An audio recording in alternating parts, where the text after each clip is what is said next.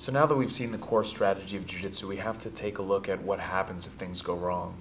Either we could be surprised and taken down, or we could be implementing the core strategy and somehow our opponent or our partner could flip us over and get on top.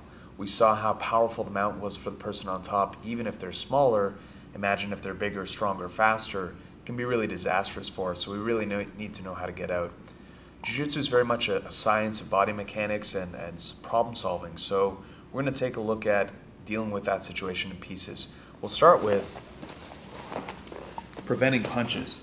So if Steve's here mounted on me, first thing I have to do is make sure I don't get pummeled or hit in the face. And how are we going to do that? Instinct might say to raise your hands up here and try to block some punches, and you might block one or two, but eventually they're going to get through. And the biggest problem with that is that it opens up your armpits here. Your partner can slide up way high onto your chest, and what's the problem with this? Let's get back. The strongest part of the body is what? It's what connects the upper body to the lower body, the hips. Where's Steve sitting right now? If I keep my elbows tight, it's going to keep Steve on my hips. So even though we might want to instinctively do this, we're going to prevent the punches by shifting his balance. As he goes to hit, we're going to bridge with one leg and knee him in the back with the other. So as he goes to hit, here. One more time. We lift and push. Here.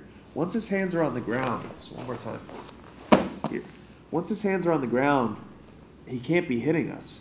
So now let's take a look at how we destabilize someone whose hands are on the ground. Now if I just conceptually, if I push Steve this way, here, all he's got to do is put a hand out. I push him this way, all he's got to do is put a hand out.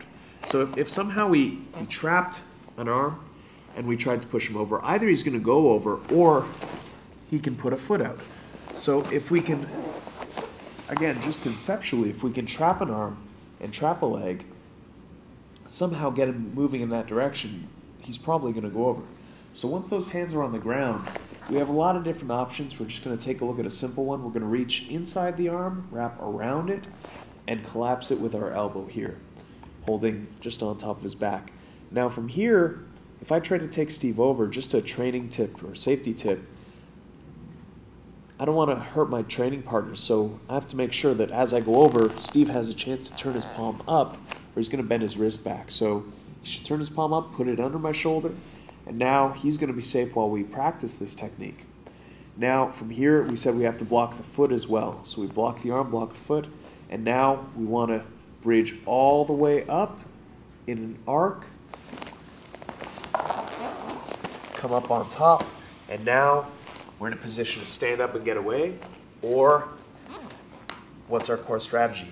Hold the leg, step over, and we're back to the mount. So one more time. Steve's here, he wants to hit, we bridge, get those hands to the ground, wrap one arm up, give him time to turn the palm up, block the foot, big bridge, all the way up, on top, hold the leg, step over, and now we're in a great spot back to where we wanted to be in the beginning.